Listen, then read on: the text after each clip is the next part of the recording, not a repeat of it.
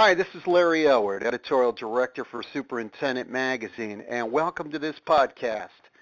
My guest today is Laurence Mudge, who manages the Green Solutions team for Bayer's Turf and Ornamentals business.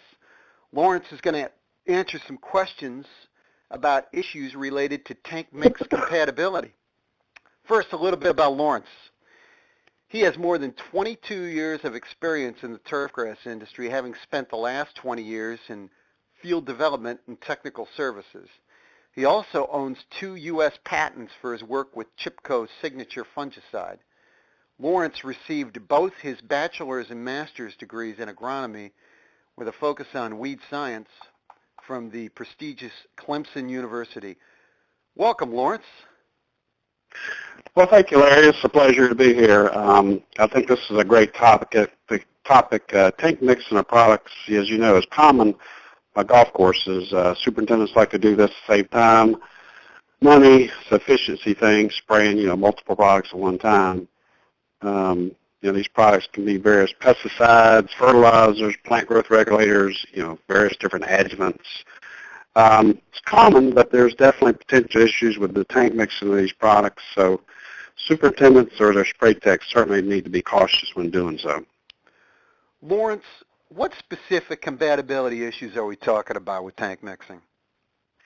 Larry, I break it down into 2 areas. The first one would be actual spray tank incompatibility, is where you mix products in the spray tank with water and you end up with an issue in the spray tank itself. Mm-hmm. And this could be like physical incompatibility, chemical incompatibility, and we'll get a little more detail in a minute. The second big issue would be issues after you spray the tank mix. In other words, you mix up these products, they mixed okay, but you have an issue after you spray them onto the turf. Mm-hmm. Gotcha. Now, with these 2 main areas of concern, can you elaborate on the first main issue with spray tank incompatibility? Sure, Larry. Spray tank incompatibility is, again, where you have multiple products added to a tank, and then you end up with an issue of incompatibility. And this can be chemical in nature, physical in nature. You can have issues where the products just don't mix, or they don't stay mixed, they fall out of solution. You can't keep them agitated. Or you can sometimes get the formation of what we call cottage cheese or mayonnaise, where you get this goo, thick substance, and you can't spray it out. Mm-hmm. Sometimes you can end up clogging screens and filters in the sprayer. Another thing can happen is you can get degradation of active ingredient or antagonism of active ingredients. So there's a lot of things that can happen in the spray tank that are negative in nature. Mm-hmm. 3 factors that can affect this is water quality. As you know, you mix these products with water in the sprayer, you blend them together and spray them out. That's the intent. Well, water quality is a major factor. Water pH, temperature, how hard or soft the water is. The other factor would be types of products added to the tank and the mixing order of these products. Mixing order is very important. A lot of our product labels talk about mixing order and, what type of formulation needs to come first, wettable powder, emulsifiable concentrate. So pay attention to these labels, and they'll guide you as far as proper mixing order. Another factor is the sprayer itself, how clean it is, how good the agitation system is.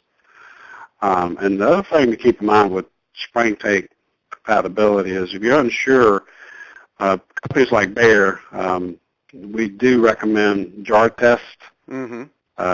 You use the water you're going to use in your sprayer and the products you're intending to put in the sprayer. Do a jar test, mix it up, make sure it looks okay before you mix the whole sprayer mm-hmm. up. Okay, good.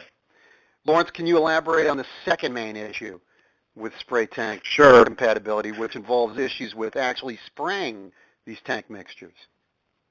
Sure.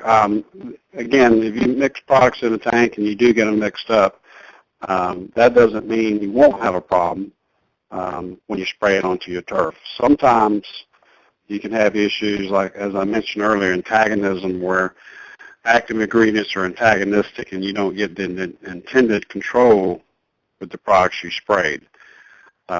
Sometimes you may get phytotoxicity or injury to the turf due to the tank mix combination that you're spraying. One good example would be we have a class of fungicides called DMIs that are commonly used on turf for disease control. These DMI fungicides have some PGR effect. If you use those DMI fungicides with another PGR type product, then sometimes you can get a little bit of a double whammy, too much growth regulation, and that sometimes that can cause a problem. Mm-hmm. There's a lot of, what you put in the tank has a factor, but other factors that affect this would be air and soil temperatures, health and vigor of the turf. Sometimes you may get away with spraying a certain tank mixture, but you spray it at the wrong time of the year when the turf's under stress. Sometimes you may get some phyto, and it's really hard to predict. Mm-hmm. Laurence, we know superintendents are loading up the spray tank with so many products because they want to be more efficient with time and labor. Yet there are these issues. What advice can you give them about remaining efficient with their spraying duties while avoiding these compatibility issues? Good question, Larry. Tank mixing and spraying multiple products is common, and it really is a good way to efficiently apply these products.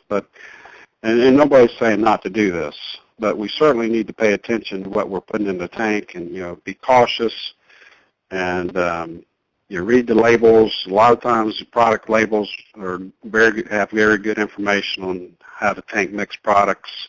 Mixing order is important. Quality of the water going into the sprayer is important. So just, and again, just because you've had success mixing products a couple of times may not mean you won't have a problem in the future. So, okay. Doing jar tests again to check for compatibility, and making sure your spray techs are thoroughly trained in product application and use. Okay. All right, Laurence. Well, thank you for taking the time to talk about this important subject. I'm sure superintendents are going to take away a lot from your advice here. Well, thank you, Larry. And I think it's an important topic, and we certainly welcome any questions your readers may have on this subject. You got it.